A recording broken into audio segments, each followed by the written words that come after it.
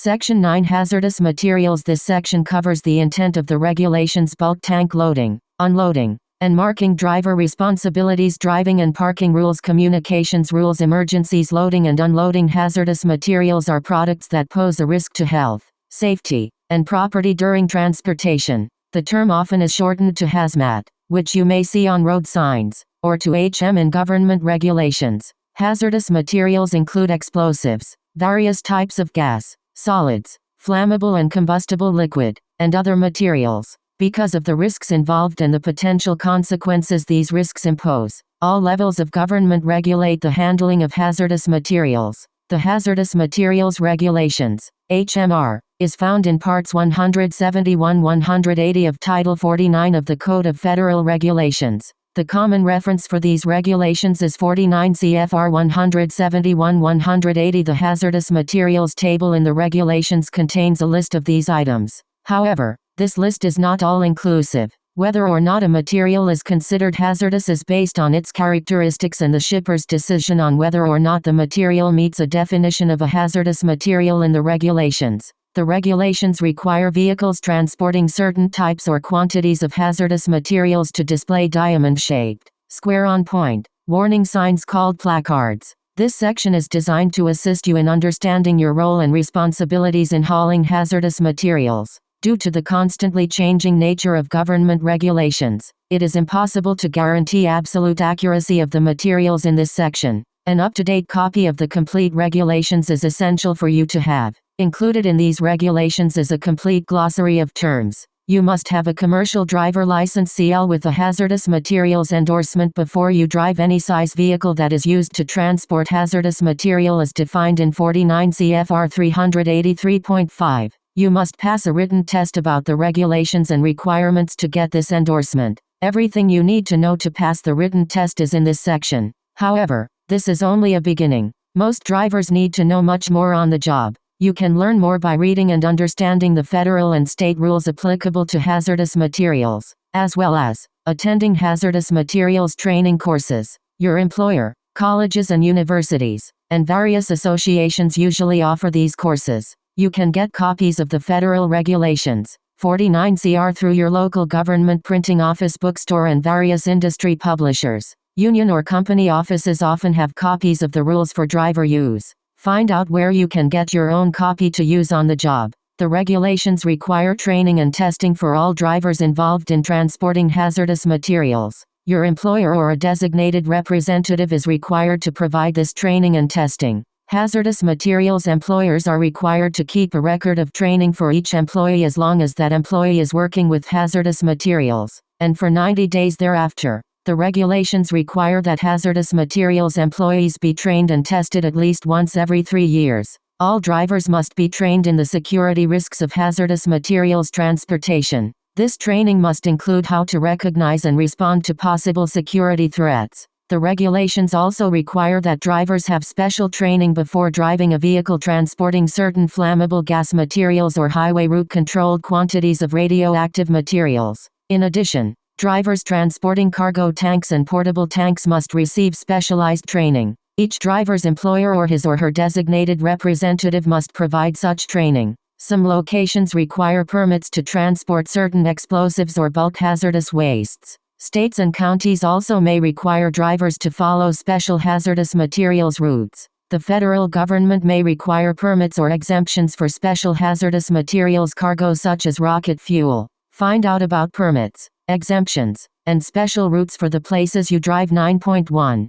The intent of the regulations. 9.1.1. Contain the material. Transporting hazardous materials can be risky. The regulations are intended to protect you, those around you, and the environment. They tell shippers how to package the material safely and drivers how to load, transport, and unload the material. These are called containment rules. 9.1.2. Communicate the risk. To communicate the risk, shippers must warn drivers and others about the material's hazards. The regulations require shippers to put hazard warning labels on packages, provide proper shipping papers, emergency response information, and placards. These steps communicate the hazard to the shipper, the carrier, and the driver. 9.1.3. Assure safe drivers and equipment. In order to get a hazardous materials endorsement on a CDL, you must pass a written test about transporting hazardous materials. To pass the test, you must know how to identify what are hazardous materials, safely load shipments, properly placard your vehicle in accordance with the rules, safely transport shipments, learn the rules and follow them. Following the rules reduces the risk of injury from hazardous materials. Taking shortcuts by breaking rules is unsafe. Non-compliance with regulations can result in fines and jail. Inspect your vehicle before and during each trip. Law enforcement officers may stop and inspect your vehicle. When stopped, they may check your shipping papers, vehicle placards, and the hazardous materials endorsement on your driver license, and your knowledge of hazardous materials. 9.2. Hazardous materials transportation. Who does what? 9.2. 1. The shipper sends products from one place to another by truck, rail, vessel, or airplane. Uses the hazardous materials regulations to determine the product's identification number, proper shipping name, hazard class, packing group, correct packaging, correct label and markings, correct placards, must package, mark,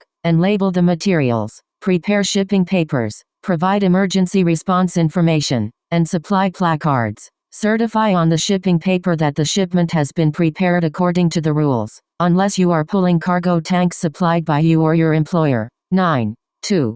2. The carrier takes the shipment from the shipper to its destination. Prior to transportation, checks that the shipper correctly described, marked, labeled, and otherwise prepared the shipment for transportation. Refuses improper shipments. 9.2. 3. The driver makes sure the shipper has identified, marked, and labeled the hazardous materials properly. Refuses leaking packages and shipments. Placards vehicle when loading, if required. Safely transports the shipment without delay. Follows all special rules about transporting hazardous materials. Keeps hazardous material shipping papers and emergency response information in the proper place. Reports accidents and incidents involving hazardous materials to the proper government agency when the incident occurs while driver is in physical control of the shipment.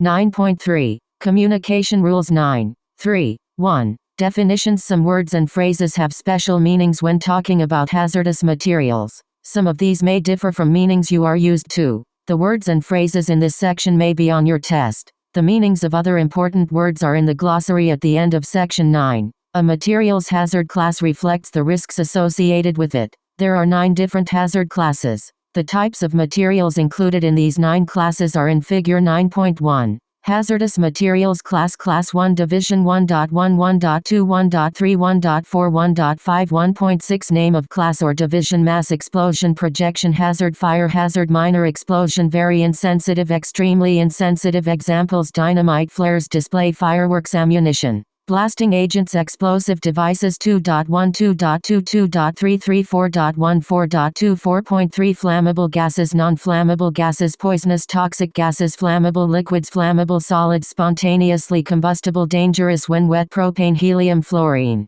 compressed gasoline, ammonium picrate, wetted white phosphorus, sodium 5.1 5.2 oxidizers, organic peroxides, ammonium nitrate, methyl ethyl ketone peroxide. 6.1 6.28 Poison, toxic material, infectious substances, radioactive corrosives, miscellaneous hazardous materials, potassium cyanide, anthrax virus. 9N uranium battery fluid, polychlorinated biphenyls, PCB ORMD, other regulated material, domestic, combustible liquids. Figure 9.1 Food flavorings, medicines, fuel oil. A shipping paper describes the hazardous materials being transported. Shipping orders, bills of lading, and manifests are all shipping papers. Figure 9.6 shows an example shipping paper. After an accident or hazardous materials spill or leak, you may be injured and unable to communicate the hazards of the materials you are transporting.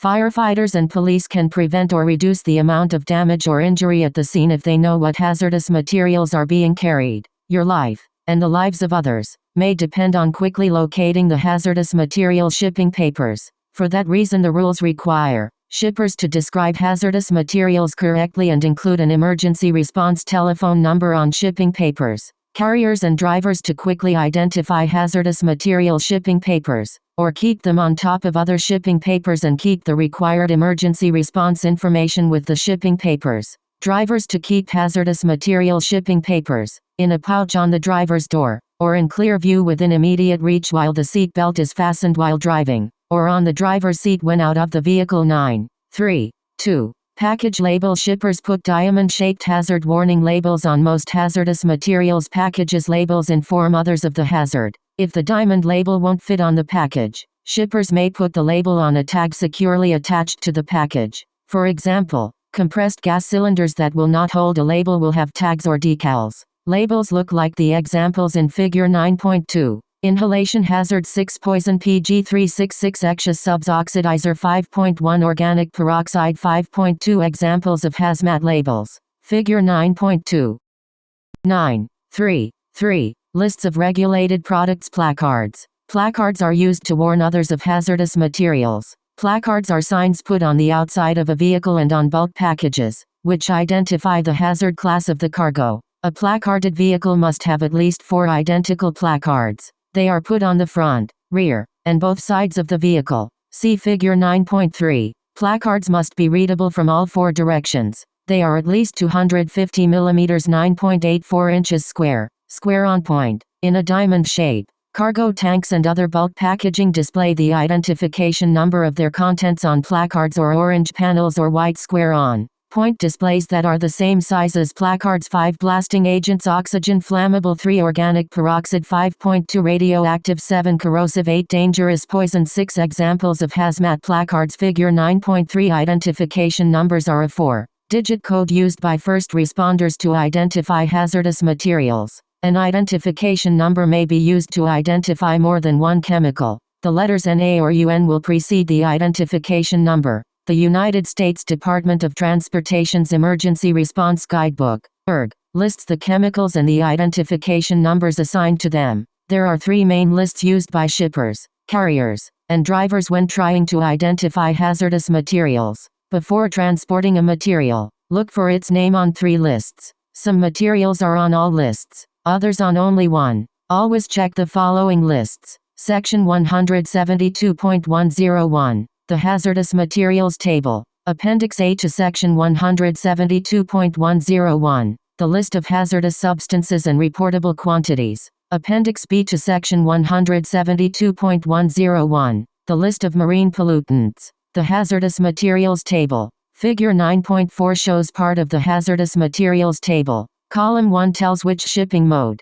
The entry effects and other information concerning the shipping description. The next 5 columns show each material shipping name, hazard class or division, identification number, packaging group, and required labels. 6 different symbols may appear in column 1 of the table. Plus, shows the proper shipping name, hazard class, and packing group to use. Even if the material doesn't meet the hazard class definition, A means the hazardous material described in column 2 is subject to the HMR only when offered or intended for transport by air unless it is a hazardous substance or hazardous waste. W means the hazardous material described in column 2 is subject to the HMR only when offered or intended for transportation by water unless it is a hazardous substance, hazardous waste, or marine pollutant.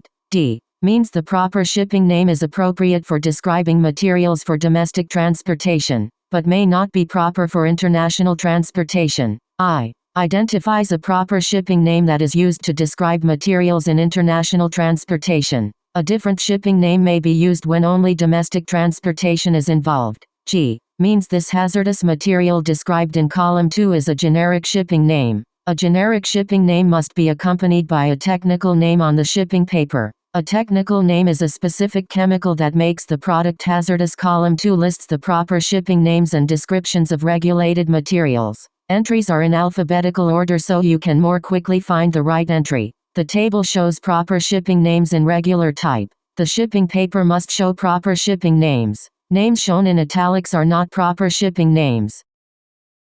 49 CFR 172.101 Hazardous Materials Table. Symbols: hazardous materials description and proper shipping names, hazard class or division, identification numbers, PG label code, special provisions. 172.102 Packaging. 173 Exceptions. Non-bulk bulk. 1, 2, 3, 4, 5, 6, 7, 8A, 8B, 8C, A acetaldehyde ammonia 9 UN 1841 I9 IB8. IP3, IPT, T1, TP33, 155, 204, 240, Appendix A to 49 CFR 172.101. List of hazardous substances and reportable quantities. Hazardous substances reportable quantity, RQ, pounds, kilograms. Phenyl mercaptan 100, 45.4, phenyl mercury acetate 100,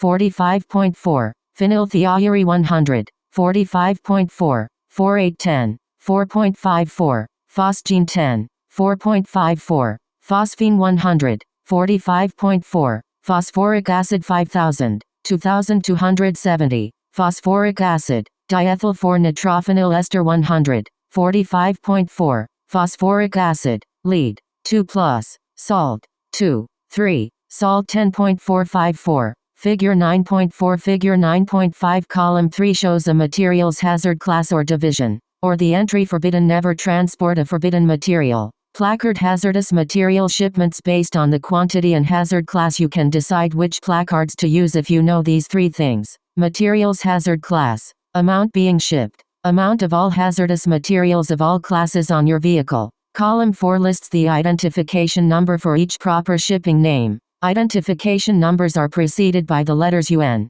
NA or ID. The letters NA are associated with proper shipping names that are only used within the United States and to and from Canada. The letters ID are associated with proper shipping names recognized by the International Civil Aviation Organization IACO. Technical instructions for transportation by air. The identification number must appear on the shipping paper as part of the shipping description and also appear on the package. It also must appear on cargo tanks and other bulk packaging. Police and firefighters use this number to quickly identify the hazardous materials. Column 5 shows the packing group, in Roman numeral, assigned to a material. Column 6 shows the hazard warning label, S. Shippers must put on packages of hazardous materials. Some products require use of more than one label due to multiple hazards being present.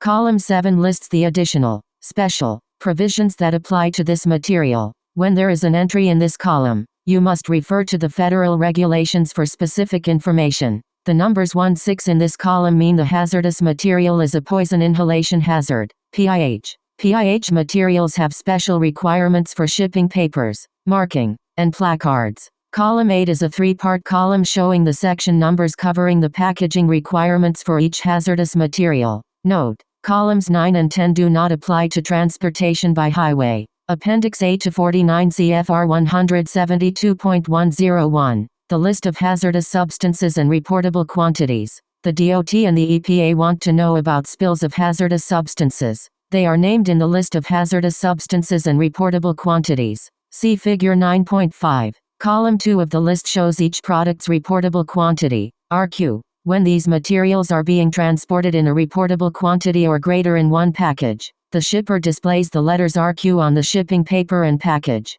The letters RQ may appear before or after the basic description. You or your employer must report any spill of these materials, which occurs in a reportable quantity. If the words inhalation hazard appear on the shipping paper or package, the rules require display of the poison inhalation hazard or poison gas placards, as appropriate. These placards must be used in addition to other placards, which may be required by the product's hazard class. Always display the hazard class placard and the poison inhalation hazard placard, even for small amounts. Appendix B to 49 CFR 172.101. List of marine pollutants. Appendix B is a listing of chemicals that are toxic to marine life. For highway transportation, this list is only used for chemicals in a container with a capacity of 119 gallons or more without a placard or label as specified by the HMR. Any bulk packages of a marine pollutant must display the marine pollutant marking, white triangle with a fish and an X through the fish. This marking, it is not a placard, must also be displayed on the outside of the vehicle. In addition, a notation must be made on the shipping papers near the description of the material. Marine pollutant. 9.3.4. The shipping paper. The shipping paper shown in Figure 9.6 describes a shipment. A shipping paper for hazardous materials must include page numbers if the shipping paper has more than one page. The first page must tell the total number of pages. For example, page 1 of 4. A proper shipping description for each hazardous material. A shipper's certification, signed by the shipper. saying they prepared the shipment according to the regulations. This is to certify that the above-named materials are properly classified, described, packaged, marked and labeled, and are in proper condition for transportation according to the applicable regulations of the Department of Transportation. Def Shipper, per date, Corporation Smith Carrier, per date, Safety 1st October 15, 2003. Special Instructions, 24-hour emergency contact, John Smith 1-800-555-5555, figure 9.6, 9, 3, 5. The item description. If a shipping paper describes both hazardous and non-hazardous products, the hazardous materials must be entered first, highlighted in a contrasting color, or identified by an X placed before the shipping description. ID shipping, name hazard, class packing, group in, a column captioned HM. The letters RQ may be used instead of X if a reportable quantity needs to be identified. The basic description of hazardous materials includes the identification number, proper shipping name, hazard class or division, and the packing group, if any, in that order. The packing group is displayed in Roman numerals and may be preceded by P. Identification number, shipping name, and hazard class must not be abbreviated unless specifically authorized in the hazardous materials regulations. The description must also show the total quantity and unit of measure, the number and type of packages. Example, 6 drums, the letters RQ, if a reportable quantity. If the letters RQ appear, the name of the hazardous substance, if not included in the shipping name. For all materials with the letter G generic in column 1, the technical name of the hazardous material. Shipping papers also must list an emergency response telephone number, unless accepted. The emergency response telephone number is the responsibility of the shipper. It can be used by emergency responders to obtain information about any hazardous materials involved in a spill or fire. The telephone number must be the number of the person offering the hazardous material for transportation, if the shipper offerer is the emergency response information, ERI provider, or the number of an agency or organization capable of, and accepting responsibility for, providing the detailed information required by paragraph 2 of this section. The person who is registered with the ERI provider must be identified by name, or contract number or other unique identifier assigned by the ERI provider. On the shipping paper, shippers also must provide emergency response information to the motor carrier for each hazardous material being shipped. The emergency response information must be able to be used away from the motor vehicle and must provide information on how to safely handle incidents involving the material. At a minimum, it must include the following information: the basic description and technical name, immediate hazards to health, risks of fire or explosion, immediate precautions to be taken in the event of an accident or incident, immediate methods for handling fires, initial methods for handling spills or leaks in the absence of fires, and preliminary first aid measures. Such information can be on the shipping paper or some other document that includes the basic description and technical name of the hazardous material, or it may be in a guidance book such as the Emergency Response Guidebook, ERG. Motor carriers may assist shippers by keeping an ERG on each vehicle carrying hazardous materials. The driver must provide the emergency response information to any federal, state, or local authority responding to a hazardous materials incident or investigating one. Total quantity and number and type of packages must appear before or after the basic description. The packaging type and the unit of measurement may be abbreviated. For example, 10 CTNS, UN 1263, paint, 3, PG2, 500 BS. The shipper of hazardous wastes must put the word waste before the proper shipping name of the material on the shipping paper. Hazardous waste manifest. For example, UN 1090, waste acetone, 3, PG2. A non-hazardous material may not be described by using a hazard class or an identification number. Shippers must keep a copy of shipping papers, or an electronic image, for a period of 2 years, 3 years for hazardous waste after the material is accepted by the initial carrier. If one provides a carrier service only and is not the originator of the shipment, a carrier is required to keep a copy of the shipping paper, or an electronic image, for a period of 1 year. Important note: to view complete regulatory requirements for the transportation of hazardous materials, one should refer to the Code of Federal Regulations, Title 49, Parts 171-185, 9, 3, 6. Shipper certification. When the shipper packages hazardous materials, he/she certifies that the package has been prepared according to the rules. The signed shipper's certification appears on the original shipping paper. The only exceptions are when a shipper is a private carrier transporting their own product and when the package is provided by the carrier. For example, a cargo tank. Unless a package is clearly unsafe or does not comply with the HMR, you may accept the shipper's certification concerning proper packaging. Some carriers have additional rules about transporting hazardous materials. Follow your employer's rules when accepting shipments. 9.3.7. Package markings and label. Shippers print required markings directly on the package. An attached label, or tag. An important package marking is the name of the hazardous material. It is the same name as the one on the shipping paper. The requirements for marking vary by package size and material being transported. When required, the shipper will put the following on the package: the name and address of shipper or consignee, the hazardous material shipping name and identification number, the labels required. It is a good idea to compare the shipping paper to the markings and labels. Always make sure that the shipper shows the correct basic description on the shipping paper, and verifies that the proper labels are shown on the packages. If you are not familiar with the material, ask the shipper to contact your office. If rules require it, the shipper will put RQ, marine pollutant, biohazard, hot, or inhalation hazard on the package. Packages with liquid containers inside will also have package orientation markings with the arrows pointing in the correct upright direction. The labels used always reflect the hazard class of the product. If a package needs more than one label, the labels must be close together, near the proper shipping name. 9.3.8. Recognizing hazardous materials. Learn to recognize shipments of hazardous materials.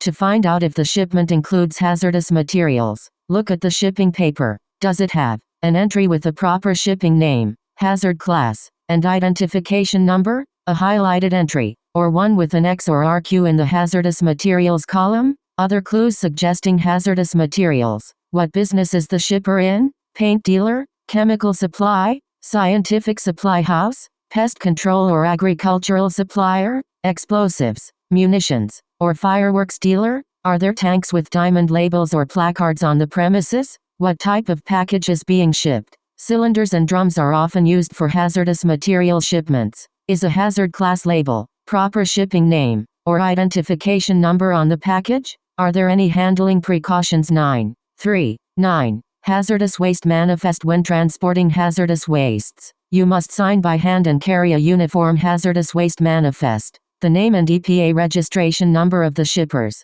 carriers, and destination must appear on the manifest. Shippers must prepare, date, and sign by hand the manifest. Treat the manifest as a shipping paper when transporting the waste. Only give the waste shipment to another registered carrier or disposal treatment facility. Each carrier transporting the shipment must sign by hand the manifest. After you deliver the shipment, keep your copy of the manifest. Each copy must have all needed signatures and dates, including those of the person to whom you delivered the waste. September 3, 2010. Placarding. Attach the appropriate placards to the vehicle before you drive it. You are only allowed to move an improperly placarded vehicle during an emergency. In order to protect life or property, placards must appear on both sides and both ends of the vehicle. Each placard must be easily seen from the direction it faces, placed so the words or numbers are level and read from left to right, at least 3 inches away from any other markings, kept clear of attachments or devices such as ladders, doors,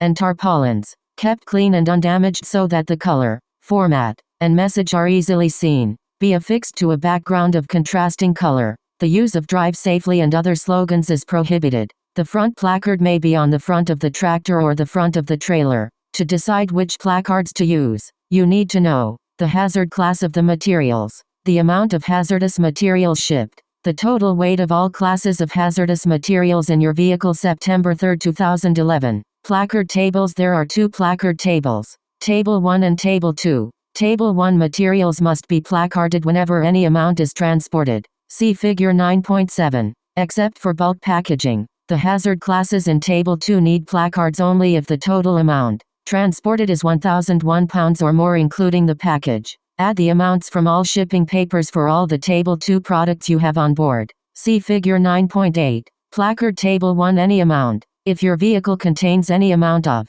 Placard is 1.1 Mass explosives. Explosives 1.1 1.2 Project hazards. Explosives 1.2 1.3 Mass fire hazards. Explosives 1.3 2.3 Poisonous toxic gases. Poison gas 4.3 Dangerous when wet. Dangerous when wet 5.2 Organic peroxide. Type B. Liquid or solid. Temperature controlled organic peroxide 6.1 Inhalation hazard zone A and B only. Poison toxic inhalation 7 Radioactive yellow 3 Label only radioactive Figure 9.7 Placard table 2 1001 pounds or more. Category of material, hazard class or division number and additional description, as appropriate. Placard name 1.4 Minor explosion. Explosives 1.4 1.5 Very insensitive. Explosives 1.5 1.6 Extremely insensitive. Explosives 1.6 2.1 Flammable gases. Flammable gas 2.2 Non-flammable gases. Non-flammable gas 3 Flammable liquids. Flammable combustible liquid. Combustible 4.1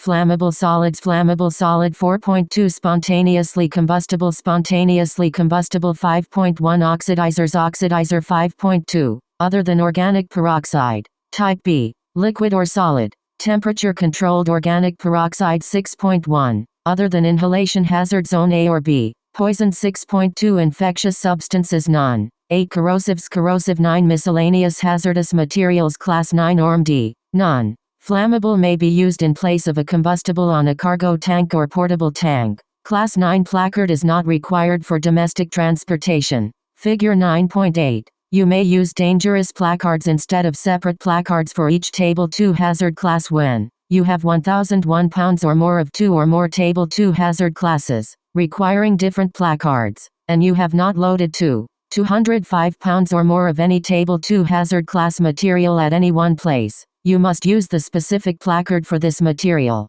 The dangerous placard is an option, not a requirement. You can always placard for the materials. If the words inhalation hazard are on the shipping paper or package, you must display poison gas or poison inhalation placards in addition to any other placards needed by the product's hazard class. The 1,000-pound exception does not apply to these materials. Materials with a secondary hazard of dangerous when wet must display the dangerous when wet placard in addition to any other placards needed by the product's hazard class. The 1,000-pound exception to placarding does not apply to these materials. Placards used to identify the primary or subsidiary hazard class of a material must have the hazard class or division number displayed in the lower corner of the placard. Permanently affixed subsidiary hazard placards without the hazard class number may be used as long as they stay within color specifications. Placards may be displayed for hazardous materials even if not required so long as the placard identifies the hazard of the material being transported. Bulk packaging is a single container with a capacity greater than 119 gallons. A bulk package, and a vehicle transporting a bulk package, must be placarded, even if it only has the residue of a hazardous material. Certain bulk packages only have to be placarded on the two opposite sides or may display labels. All other bulk packages must be placarded on all four sides. Subsections 9.1, 9.2, and 9.3 Test your knowledge. 1. Shipper's package in order to fill in the blank. The material. 2. Driver placard their vehicle. 2. Fill in the blank the risk. What 3 things do you need to know to decide which placards, if any, you need? A hazardous materials identification number must appear on the fill in the blank, and on the fill in the blank. The identification number must also appear on cargo tanks and other bulk packaging. Where must you keep shipping papers describing hazardous materials? These questions may be on your test. If you can't answer them all,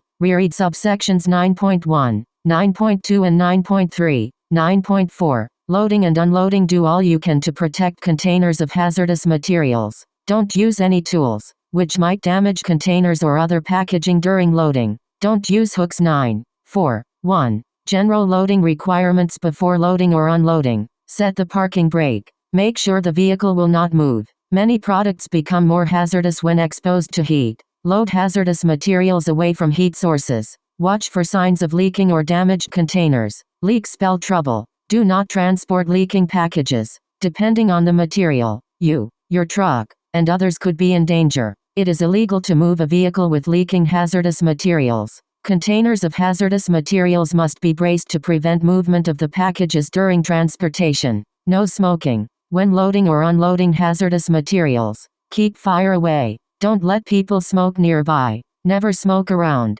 Class 1. Explosives. Class 2.1 Flammable. Gas Class 3 Flammable. Liquids Class 4 Flammable. Solids Class 5 Oxidizers. Secure against movement. Brace containers so they will not fall, slide, or bounce around during transportation. Be very careful when loading containers that have valves or other fittings. All hazardous materials packages must be secured during transportation. After loading, do not open any package during your trip. Never transfer hazardous materials from one package to another while in transit. You may empty a cargo tank, but do not empty any other package while it is on the vehicle. Cargo heater rules. There are special cargo heater rules for loading. Class 1. Explosives. Class 2.1 Flammable. Gas Class 3 Flammable. Liquids. The rules usually forbid use of cargo heaters including automatic cargo heater air conditioner units. Unless you have read all the related rules, don't load the above products in a cargo space that has a heater.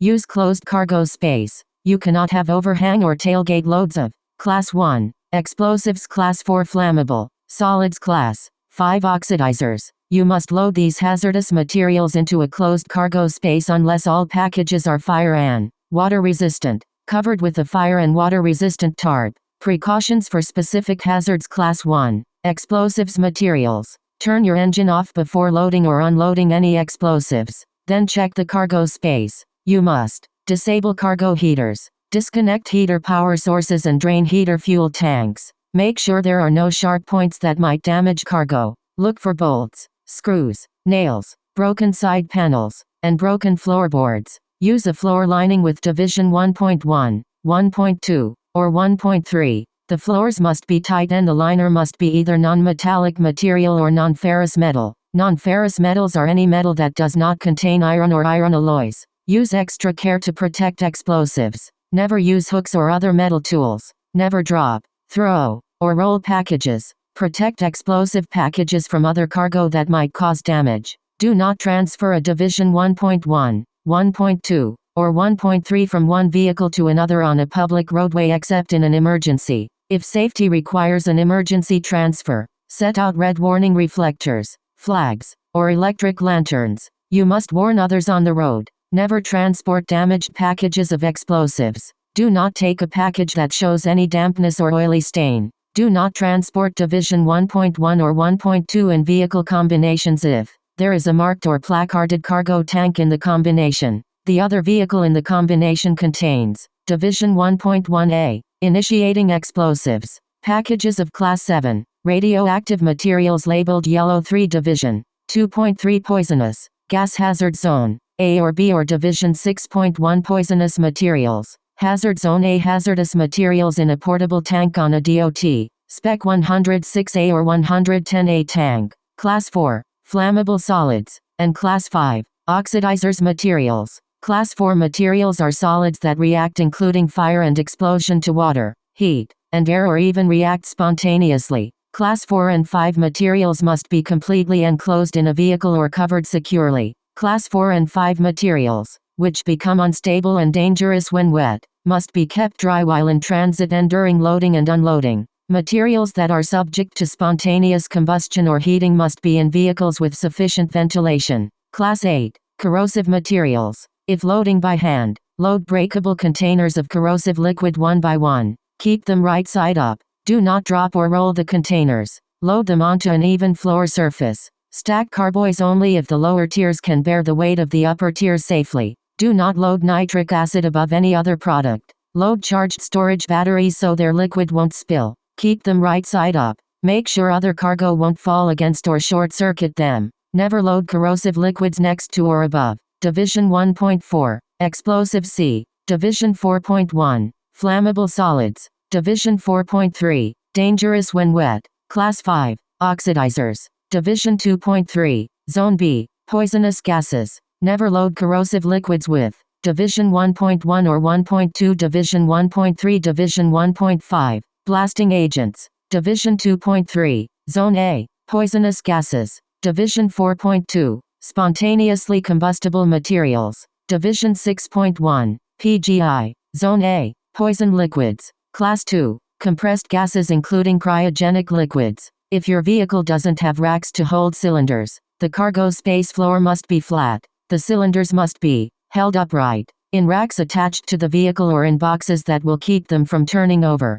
Cylinders may be loaded in a horizontal position, lying down, if it is designed so the relief valve is in the vapor space. Division 2.3, Poisonous gas or Division 6.1 Poisonous materials. Never transport these materials in containers with interconnections. Never load a package labeled poison or poison inhalation hazard in the driver's cab or sleeper or with food material for human or animal consumption. There are special rules for loading and unloading Class 2 materials in cargo tanks. You must have special training to do this. Class 7. Radioactive materials. Some packages of Class 7 radioactive materials bear a number called the transport index. The shipper labels these packages radioactive EL or radioactive IL prints the package's transport index on the label. Radiation surrounds each package, passing through all nearby packages. To deal with this problem, the number of packages you can load together is controlled. Their closeness to people, animals, and unexposed film is also controlled.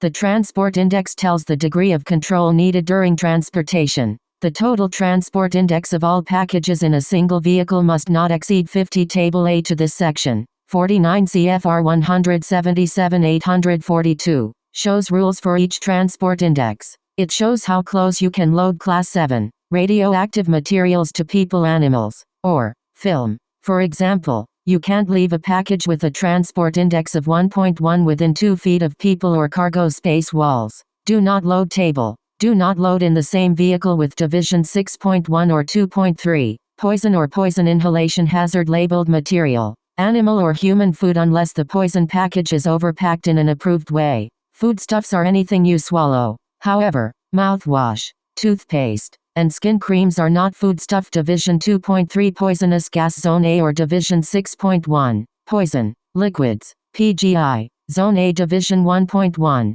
1.2, 1.3 Explosives, Division 5.1, Oxidizers Class 3 Flammable, Liquids Class 8, Corrosive Liquids, Division 5.2, Organic Peroxides, Division 1.1, 1.2, 1.3 Explosives, Division 1.5, Blasting Agents, Division 2.1, Flammable Gases, Class 4, Flammable Solids, Charged Storage Batteries, Division 1.1, Class 1, Detonating primers, any other explosives unless in authorized containers or packages. Division 6.1, cyanides or cyanide mixtures, acids, corrosive materials, or other acidic materials which could release hydrocyanic acid. For example, cyanides, inorganic, NOS, silver cyanide, sodium cyanide, nitric acid, Class 8, other materials unless the nitric acid is not loaded above any other material. Figure 9.9 Mixed loads.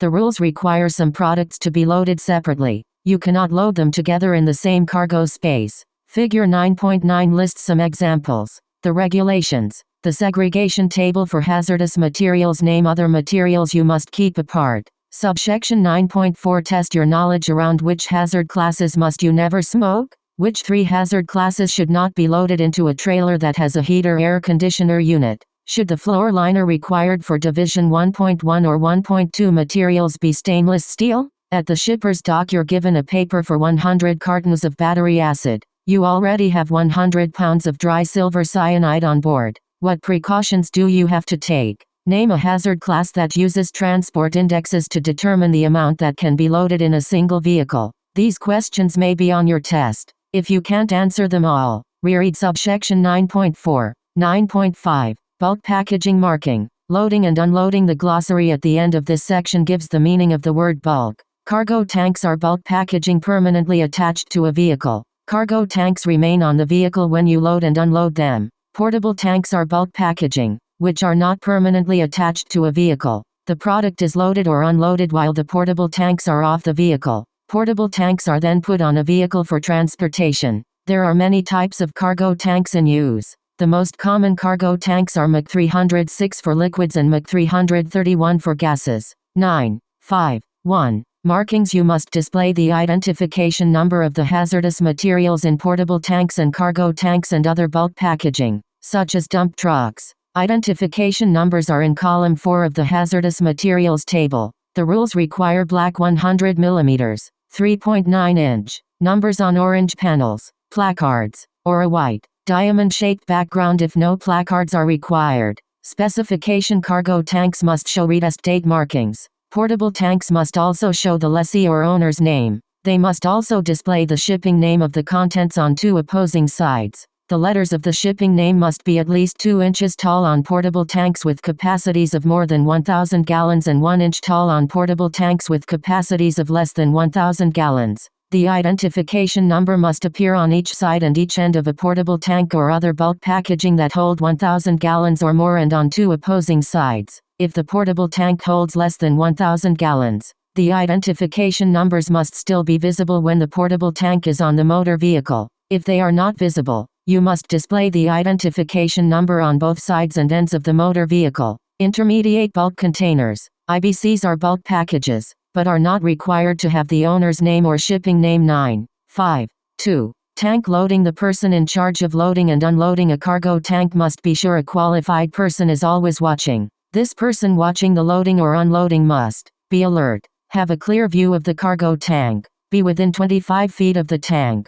know of the hazards of the materials involved, know the procedures to follow in an emergency, be authorized to move the cargo tank and able to do so. There are special attendance rules for cargo tanks transporting propane and anhydrous ammonia. Close all manholes and valves before moving a tank of hazardous materials, no matter how small the amount in the tank or how short the distance. Manholes and valves must be closed to prevent leaks. It is illegal to move a cargo tank with open valves or covers unless it is empty according to 49.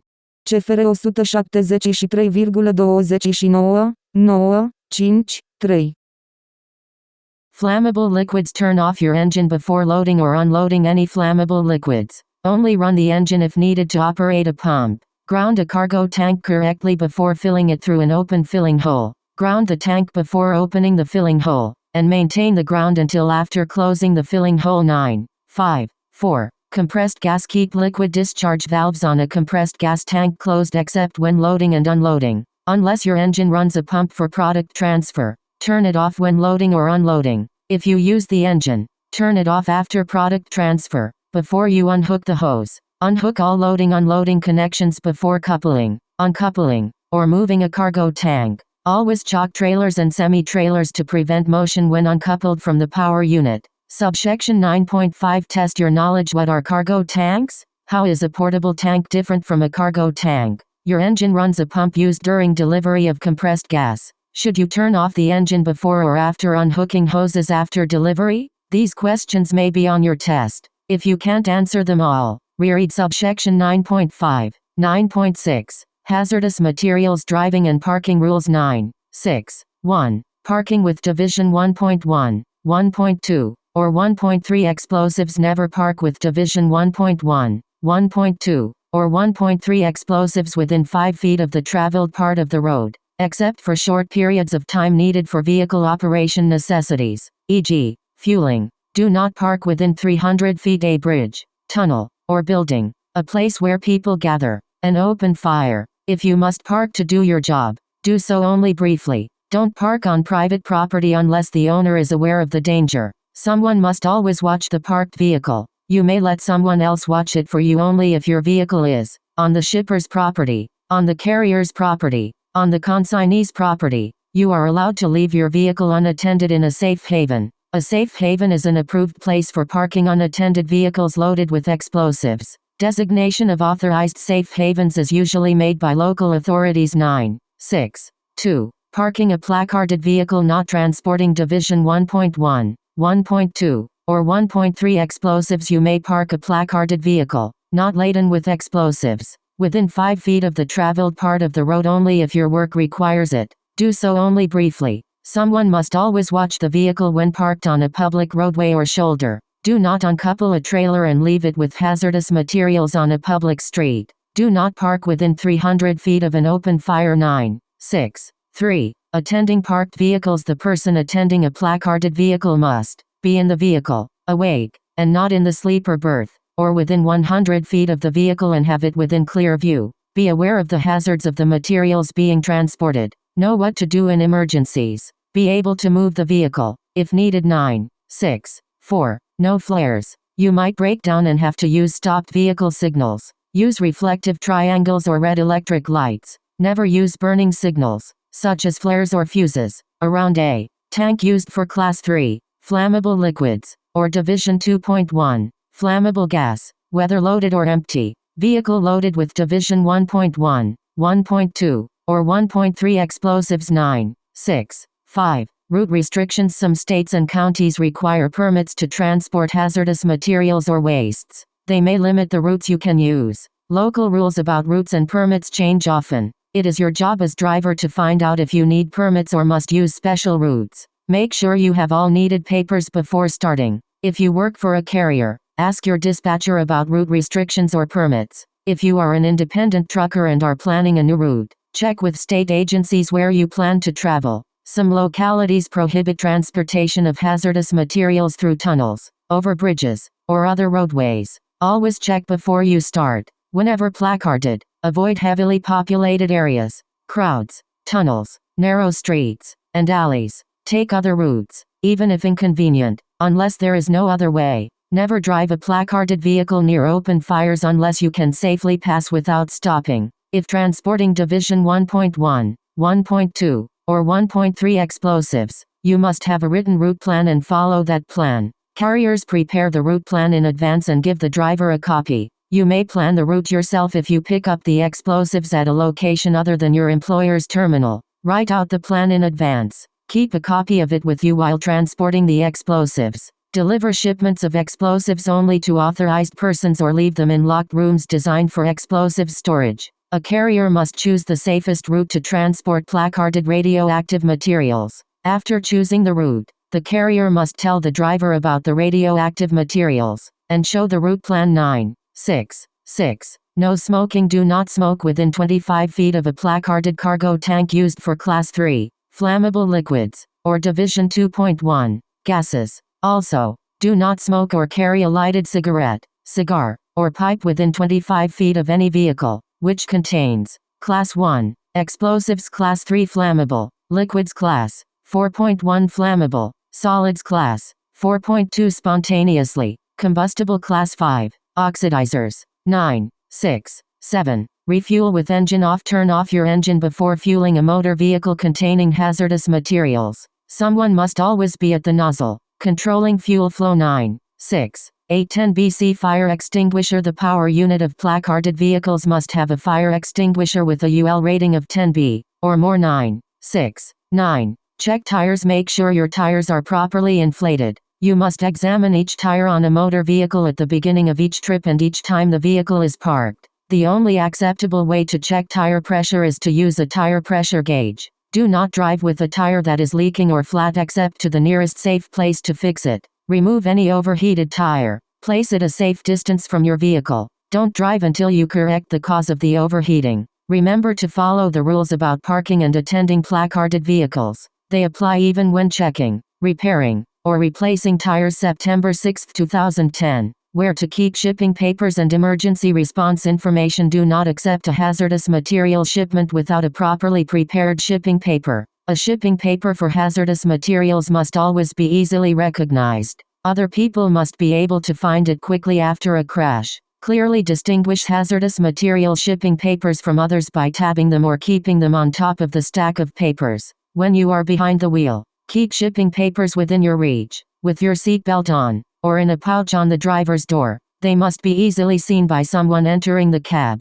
When not behind the wheel, leave shipping papers in the driver's door pouch or on the driver's seat. Emergency response information must be kept in the same location as the shipping paper. Papers for Division 1.1, 1.2 or 1.3 explosives. A carrier must give each driver transporting Division 1.1, 1.2, or 1.3 explosives a copy of Federal Motor Carrier Safety Regulations, FMCSR, Part 397. The carrier must also give written instructions on what to do if delayed or in an accident. The written instructions must include the names and telephone numbers of people to contact, including carrier agents or shippers, the nature of the explosives transported, the precautions to take in emergencies such as fires, accidents, or leaks. Drivers must sign a receipt for these documents. You must be familiar with and have in your possession while driving: the shipping papers, written emergency instructions, written route plan,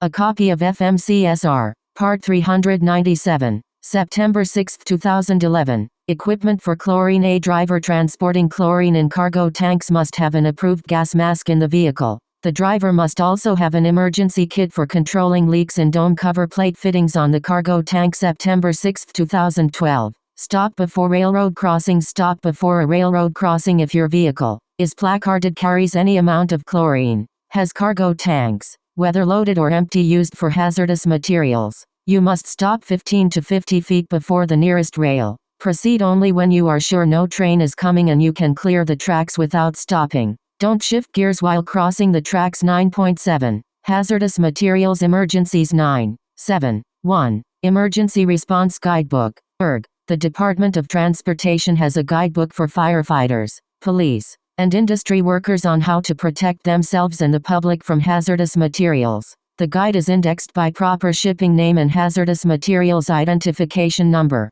Emergency personnel look for these things on the shipping paper. That is why it is vital that the proper shipping name, identification number, label, and placards are correct. 9.7. 2. Crashes incidents. As a professional driver, your job at the scene of a crash or an incident is to keep people away from the scene. Limit the spread of material, only if you can safely do so. Communicate the danger of the hazardous materials to emergency response personnel. Provide emergency responders with the shipping papers and emergency response information. Follow this checklist. Check to see that your driving partner is okay. Keep shipping papers with you.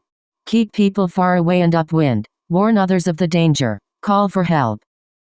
Follow your employer's instructions. 9.7. 3. Fires. You might have to control minor truck fires on the road. However, unless you have the training and equipment to do so safely, don't fight hazardous materials fires. Dealing with hazardous materials fires requires special training and protective gear. When you discover a fire, call for help. You may use the fire extinguisher to keep minor truck fires from spreading to cargo before firefighters arrive. Feel trailer doors to see if they are hot before opening them. If hot, you may have a cargo fire and should not open the doors. Opening doors lets air in and may make the fire flare up. Without air, many fires only smolder until firemen arrive, doing less damage. If your cargo is already on fire, it is not safe to fight the fire. Keep the shipping papers with you to give to emergency personnel as soon as they arrive. Warn other people of the danger and keep them away. If you discover a cargo leak, identify the hazardous materials leaking by using shipping papers,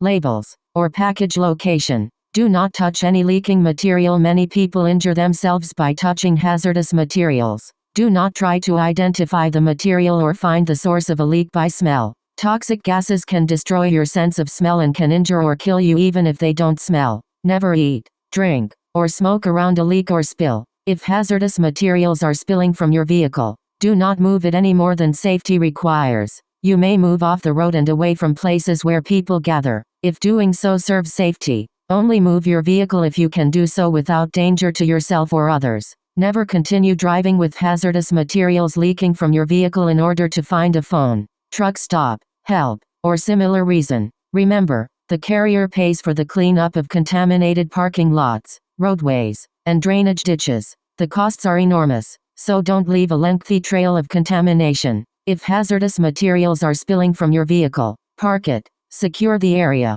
stay there, call for help or send someone else for help. When sending someone for help, give that person a description of the emergency, your exact location and direction of travel, your name, the carrier's name, and the name of the community or city where your terminal is located, the proper shipping name, hazard class, and identification number of the hazardous materials, if you know them. This is a lot for someone to remember. It is a good idea to write it all down for the person you send for help. The emergency response team must know these things to find you and to handle the emergency. They may have to travel miles to get to you. This information will help them to bring the right equipment the first time, without having to go back for it. Never move your vehicle, if doing so will cause contamination or damage the vehicle. Keep upwind and away from roadside rests, truck stops, cafes, and businesses. Never try to repack leaking containers, unless you have the training and equipment to repair leaks safely. Don't try it. Call your dispatcher or supervisor for instructions and if needed.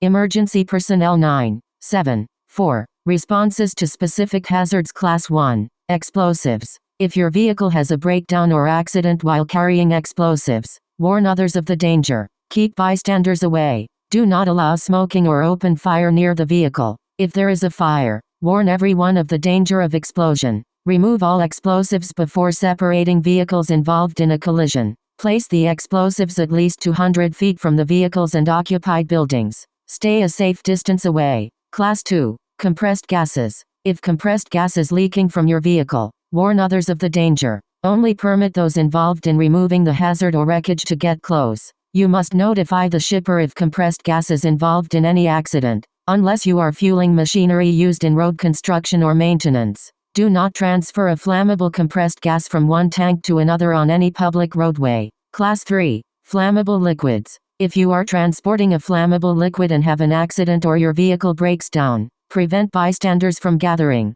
Warn people of the danger. Keep them from smoking. Never transport a leaking cargo tank farther than needed to reach a safe place. Get off the roadway if you can do so safely. Don't transfer flammable liquid from one vehicle to another on a public roadway except in an emergency. Class 4. Flammable solids. And Class 5. Oxidizing materials. If a flammable solid or oxidizing material spills, warn others of the fire hazard. Do not open smoldering packages of flammable solids. Remove them from the vehicle if you can safely do so. Also, remove unbroken packages if it will decrease the fire hazard. Class 6. Poisonous materials and infectious substances. It is your job to protect yourself, other people, and property from harm. Remember that many products classed as poison are also flammable. If you think a Division 2.3, poison gases, or Division 6.1, poison materials might be flammable, take the added precautions needed for flammable liquids or gases. Do not allow smoking, open flame, or welding. Warn others of the hazards of fire, of inhaling vapors, or coming in contact with the poison. A vehicle involved in a leak of Division 2.3, poison gases, or Division 6.1, poisons must be checked for stray poison before being used again. If a Division 6.2, infectious substances package is damaged in handling or transportation, you should immediately contact your supervisor. Packages that appear to be damaged or show signs of leakage should not be accepted. Class 7. Radioactive materials. If radioactive material is involved in a leak or broken package, tell your dispatcher or supervisor as soon as possible. If there is a spill, or if an internal container might be damaged, do not touch or inhale the material. Do not use the vehicle until it is cleaned and checked with a survey meter. Class 8. Corrosive materials. If corrosives spill or leak during transportation, be careful to avoid further damage or injury when handling the containers. Parts of the vehicle exposed to a corrosive liquid must be thoroughly washed with water. After unloading, wash out the interior as soon as possible before reloading. If continuing to transport a leaking tank would be unsafe, get off the road. If safe to do so, contain any liquid leaking from the vehicle. Keep bystanders away from the liquid and its fumes. Do everything possible to prevent injury to yourself and to others. 9.7.5. Required notification. The National Response Center helps coordinate emergency response to chemical hazards. It is a resource to the police and firefighters. It maintains a 24-hour toll-free line listed below. You or your employer must phone when any of the following occur as a direct result of a hazardous materials incident. A person is killed. An injured person requires hospitalization. Estimated property damage exceeds $50,000. The general public is evacuated for more than 1 hour. One or more major transportation arteries or facilities are closed for 1 hour or more.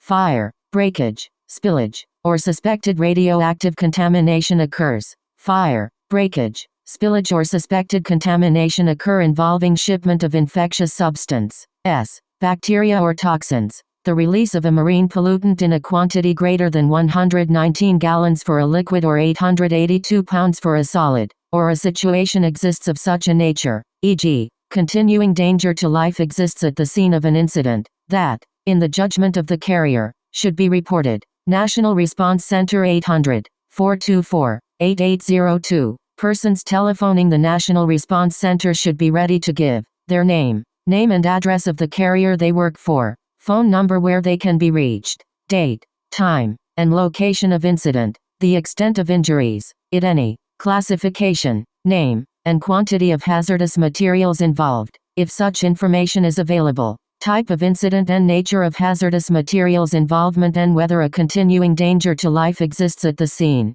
If a reportable quantity of hazardous substance was involved, the caller should give the name of the shipper and the quantity of the hazardous substance discharged. Be prepared to give your employer the required information as well. Carriers must make detailed written reports within 30 days of an incident. Chemtrec 800-424-9300. The Chemical Transportation Emergency Center, Chemtrec, in Washington also has a 24-hour toll-free line. Chemtrec was created to provide emergency personnel with technical information about the physical properties of hazardous materials. The National Response Center and Chemtrec are in close communication. If you call either one, they will tell the other about the problem when appropriate. Do not leave radioactive yellow, or yellow, labeled packages near people, animals, or film longer than shown in Figure 9.10. Radioactive Separation Table A. Total Transport Index. Minimum distance in feet to nearest undeveloped film, to people or cargo compartment partitions. 02 HRS 24 HRS 48 HRS 812 HRS. Over 12 HRS. None 0. 000. 0.1 to 1.0123451 1.1 to 5.03468 to 5.1 to 10.04691 1115 310.1 to 20.058 12 16 22 420.1 to 30.07 10 15 20 29 5 30.1 to 40.08 11 17 22 33 6 40.1 to 50.09 12 19 24 36. Figure 9.10. Classes of hazardous materials. Hazardous materials are categorized into 9 major hazard classes and additional categories for consumer commodities and combustible liquids. The classes of hazardous materials are listed in Figure 9.11. Hazard class definitions. Table B. Class name. Example 1. Explosives, ammunition, dynamite, fireworks. 2. Gases, propane, oxygen, helium. 3. Flammable gasoline, acetone. 4. Flammable solids, matches, fuses. 5. Oxidizers, ammonium nitrate, hydrogen peroxide. 6. Poisons, pesticides, arsenic. 7. Radioactive uranium, plutonium. 8. Corrosives, hydrochloric acid, battery fluid. 9. Miscellaneous hazardous materials, formaldehyde, asbestos. Norm D. Other regulated material, domestic hairspray or charcoal. Non-combustible liquids, fuel oils, lighter fluid. Subsections 9.6 and 9.7 test your knowledge. 1. If your placarded trailer has dual tires, how often should you check the tires? What is a safe haven? How close to the traveled part of the roadway can you park with Division 1.2 or 1.3 materials? How close can you park to a bridge, tunnel, or building with the same load? What type of fire extinguisher must placarded vehicles carry? You're hauling 100 pounds of Division 4.3. Dangerous when wet materials. Do you need to stop before a railroad highway crossing? At a rest area you discover your hazardous material shipment slowly leaking from the vehicle. There is no phone around. What should you do? What is the emergency response guide? These questions may be on your test. If you can't answer them all, reread subsections 9.6 and 9.7.